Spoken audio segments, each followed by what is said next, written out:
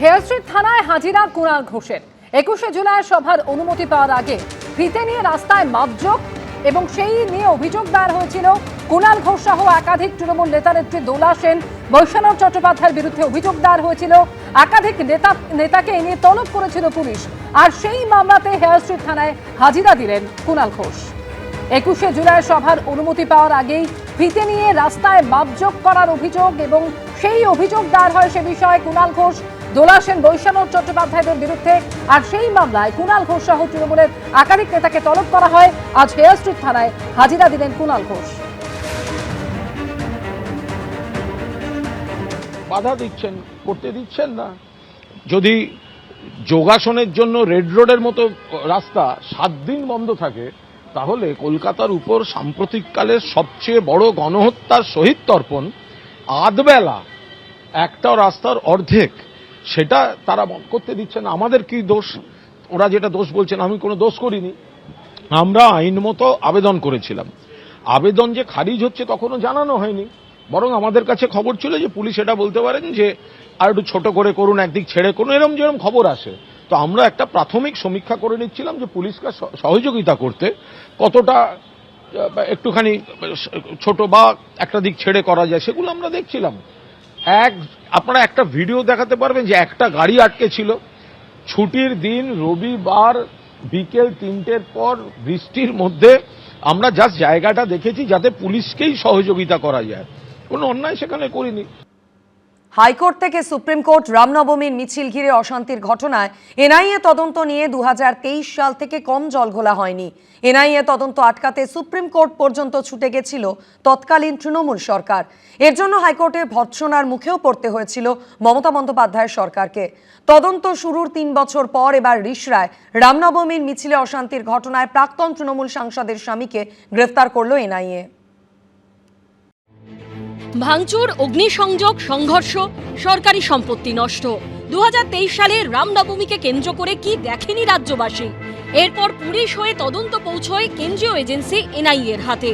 কিন্তু তার আগে মামলা হাইকোর্ট হয়ে সুপ্রিম কোর্ট পৌঁছেছিল, জল গড়িয়েছিল বহুদূর অবধি। এই ঘটনা তদন্তভার যাতে এনআইএর হাতে না পৌঁছয়, তার জন্য মরিয়া চেষ্টা চালিয়েছিল তৎকালীন তৃণমূল সরকার। 2023 সালে রামনবমীর মিছিলকে কেন্দ্র করে হাওড়া, শিবপুর, হুগলি, বৃষড়া এবং উত্তর দিনাজপুরের ডালখোলায় দফায় দফায় অশান্তি হয়। এই ঘটনায় হাইকোর্টের দ্বারস্থ হন শুভেন্দু অধিকারী। 2023 সালের 27শে এপ্রিল কলকাতা হাইকোর্টের তৎকালীন প্রধান বিচারপতি টি.এস. শিবজ্ঞানম এবং বিচারপতি হিরণময় ভট্টাচার্যের ডিভিশন বেঞ্চ নির্দেশ দেয়, হাওড়া, হুগলি, ডালখোলায় অশান্তির ঘটনায় তদন্ত করবে এনআইএ। তার জন্য 2 সপ্তাহের মধ্যে এনআইএ-কে সমস্ত নথি হস্তান্তর করতে হবে রাজ্যকে। হাইকোর্টে এনআইএ জানায়, আমরা তদন্তে প্রস্তুত। কিন্তু এনআইএ তদন্তের নির্দেশের উপর স্থগিতাদেশ চেয়ে সুপ্রিম কোর্টের দ্বারস্থ হয় রাজ্য সরকার। তবে তাতে সাড়া দেয়নি সর্বোচ্চ আদালত। এনআইএ তদন্তের বিষয়টি হাইকোর্টের উপরই ছেড়ে দেয় সুপ্রিম কোর্ট। কিন্তু মামলা তদন্তভার গ্রহণের জন্য কেন্দ্রীয় স্বরাষ্ট্র মন্ত্রক যে বিজ্ঞপ্তি জারি করেছিল, তা খারিজ ও এনআইএর এফআইআর ও সব পদক্ষেপের উপর স্থগিতাদেশের আবেদন নিয়ে ফের হাইকোর্টের দ্বারস্থ হয় রাজ্য সরকার। কিন্তু সুপ্রিম কোর্টের পর হাইকোর্টের সিঙ্গেল বেঞ্চেও ধাক্কা খেতে হয় তৎকালীন মমতা বন্দ্যোপাধ্যায় সরকারকে। রামনবমীর মামলায় রাজ্য সরকারের ভূমিকায় তীব্র ক্ষোভ প্রকাশ করেন বিচারপতি জয় সেনগুপ্ত। বলেন, কলকাতা হাইকোর্টের নির্দেশকে চ্যালেঞ্জ করে আপনারা লক্ষ লক্ষ টাকা খরচ করে সুপ্রিম কোর্টে গেছেন। সুপ্রিম কোর্টের রায় আপনাদের বিপক্ষে গেছে। এখন আর কোনোভাবে এই আদালত আপনাদের মামলার মধ্যে ঢুকবে না। রাজ্য সরকারের উদ্দেশ্যে বিচারপতি নির্দেশ দেন, আগে এনআইএ-কে নথি হস্তান্তর করুন, তারপর দেখব। পদে পদে তৎকালীন তৃণমূল সরকারের বিরুদ্ধে উঠেছিল এনআইএ তদন্তে অসহযোগিতার অভিযোগ। 2023 সালেরই সেপ্টেম্বর মাসে রাজ্য সরকারের বিরুদ্ধে অসহযোগিতার অভিযোগ তুলে হাইকোর্টে যায় এনআইএ। রামনবমীতে অশান্তির মামলায় অনেক তথ্য দেওয়া হচ্ছে না বলে অভিযোগ তোলে তারা। রামনবমীতে হামলা করবে, মানুষজনকে মারবে, রাম ভক্তদের কষ্ট দেবে, তাকে তো গ্রেপ্তার করতেই হবে। একটা জিনিসের মাধ্যমে পুরো বার্তা দিচ্ছে প্রশাসন, পুলিশ, যে সন্ত্রাসবাদের কোনো ঠাঁই পশ্চিমবাংলায় নেই, গুন্ডামির ঠাঁই পশ্চিমবাংলায় নেই, সাম্প্রদায়িক আক্রমণের ঠাঁই পশ্চিমবাংলায় নেই। যারা এ কাজ করবে বা যারা এ কাজ করেছে তাদের বিরুদ্ধে কঠোর ব্যবস্থা গ্রহণ করা হবে। পাল্টা অযোধ্যার রাম মন্দিরে প্রণামী চুরির প্রসঙ্গকে হাতিয়ার করে বিজেপিকে তুলোধনা করছে তৃণমূল। এই যে রাম মন্দির নিয়ে ভয়ঙ্কর কেলেঙ্কারিটা চলছে, মন্দির সেখান থেকে চুরি, ভয়ঙ্কর ব্যাপার। এটা হয় নাকি কখনো? আমরা জানি না কোথায় কি হয়েছে, কারণ ওখানে তো সবই বিজেপি এবং তার বন্ধু বান্ধব, যারা রাম মন্দির নির্মাণ, রাম মন্দির নিয়ে এত কথা বলতেন, ভগবান রাম, তো তাদের মুখ থেকে একটা কথা নেই কেন? এদিকে পুলিশকে ধাক্কা দেবার অভিযোগে প্রাক্তন তৃণমূল সাংসদ অপরূপা পোদ্দারের বিরুদ্ধে এফআইআর দায়ের করল পুলিশ। পুলিশের গায়ে হাত দেওয়া না, এটা তো অন্যায়, এটা অন্যায়। বুধবার শ্রীরামপুর থানায় হাজিরা দেওয়ার জন্য নির্দেশ দেওয়া হয়েছে প্রাক্তন তৃণমূল সাংসদ অপরূপা পোদ্দারকে। আবিদ দত্ত, সৌরভ বন্দ্যোপাধ্যায় ও ব্রতদেব ভট্টাচার্যের রিপোর্ট, এবিপি আনন্দ। রামনবমীতে অশান্তির মামলায় প্রাক্তন তৃণমূল সাংসদ অপরূপা পোদ্দারের স্বামীকে এনআইএ মঙ্গলবার গ্রেফতার করেছে। 3 বছর আগে এই অশান্তি ঘিরে অগ্নিগর্ভ পরিস্থিতি তৈরি হয়েছিল। হাওড়ার শিবপুর থেকে হুগলির রিষড়ায় কোথাও গাড়ি ভাঙচুর করা হয়েছিল, কোথাও আগুন লাগানো হয়েছিল। সেই সময় পুলিশের ভূমিকায় প্রশ্ন তুলেছিল খোদ কলকাতা হাইকোর্টও।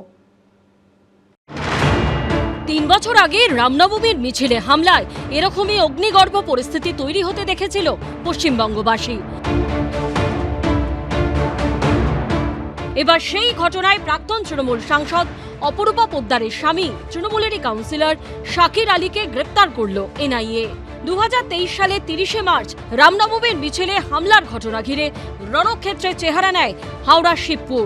বাস, টোটো, অটো, বাইক তো বটেই, এমনকি পুলিশের গাড়িতেও ভাঙচুর করে আগুন লাগিয়ে দেওয়া হয়। পুলিশকে লক্ষ্য করে ছোড়া হয় ইট পাটকেল। সেদিনই উত্তর দিনাজপুরের ডালখোলাতেও অশান্তি বাধে। থানার সামনে রাখা গাড়ি ও বাইকে ভাঙচুর চালানো হয়। কয়েকটি গাড়িতেও আগুন ধরিয়ে দেওয়া হয়। বিষয়টা এখানেই থামেনি। এর 2 দিন পর অর্থাৎ 2রা এপ্রিল হুগলির রিষড়ায় রামনবমীর মিছিল ঘিরে ফের অশান্তি বাধে। ফের একই ঘটনার পুনরাবৃত্তি হয় সেখানেও। ভাঙচুর, ইট বৃষ্টি, আগুন, কিচ্ছু বাদ যায়নি। এই অশান্তিতে বড়সড় প্রশ্নের মুখে পড়েছিল তৃণমূল জমানার পুলিশের ভূমিকা। 2023 সালের 3রা এপ্রিল কলকাতা হাইকোর্টের তৎকালীন ভারপ্রাপ্ত প্রধান বিচারপতি টি.এইচ শিবজ্ঞানমের বেঞ্চও অ্যাডভোকেট জেনারেলের কাছে জানতে চেয়েছিলেন, হাওড়া ও ডালখোলায় অশান্তি হবে পুলিশ আগে থেকে অনুমান করতে পারেনি কেন?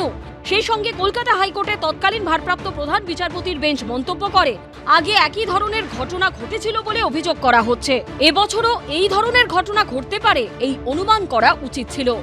এরপর পুলিশের উপর অনাস্থা কার্যত স্পষ্ট করে সেই অশান্তির ঘটনায় 2023 সালের 27শে এপ্রিল এনআইএ তদন্তের নির্দেশ দেয় কলকাতা হাইকোর্ট। 2 সপ্তাহের মধ্যে এনআইএ-কে নথি হস্তান্তরের জন্য রাজ্যকে নির্দেশ দেয় আদালত। 6টি মামলা রুজু করে এনআইএ তদন্তে নামে। এনআইএ সূত্রে দাবি, এই অশান্তির ঘটনায় পুলিশ যাদের গ্রেপ্তার করেছিল তাদের অধিকাংশের বিরুদ্ধে জোরালো তথ্য প্রমাণ মেলেনি। তাদের অনেকে পরবর্তীকালে জামিন পেয়ে যায়। এই সমস্ত মামলার তদন্তকে নস্যাৎ করার চেষ্টা করেছিল মমতা ব্যানার্জি নেতৃত্বাধীন সরকার, কিন্তু শেষ রক্ষা হয়নি। শেষ পর্যন্ত বাধ্য হয়েছে এনআইএ ইনকোয়ারি দিতে, আর সেই ইনকোয়ারিতে অপরূপা পোদ্দারের স্বামী গ্রেপ্তার হয়েছে। সাম্প্রদায়িক হামলার মাধ্যমে রাম ভক্তদের উপর যে হামলা উনি চালিয়েছেন, যার নেতৃত্ব দিয়েছেন, তার বিরুদ্ধে ব্যবস্থা নেওয়া হয়েছে।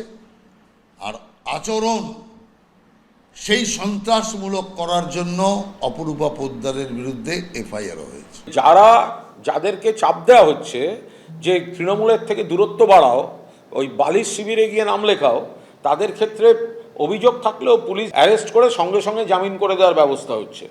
আর যারা মমতা বন্দ্যোপাধ্যায়ের সঙ্গে থাকতে চাইছেন তাদের এই মামলা, ওই মামলা, পুরনো মামলা, দেশি মামলা, মামলার পর মামলা এইভাবে দেওয়া হচ্ছে। এনআইএ তদন্তে নেবে অনেককে গ্রেপ্তার করে। 6টি মামলার একটিতে চার্জশিটও পেশ হয়েছে। এবার সেই অশান্তির মামলায় গ্রেপ্তার হলেন প্রাক্তন তৃণমূল সাংসদ অপরূপা পোদ্দারের স্বামী। আবিদ দত্তের রিপোর্ট, এবিপি আনন্দ। এবিপি আনন্দ, এগিয়ে থাকে, এগিয়ে রাখে।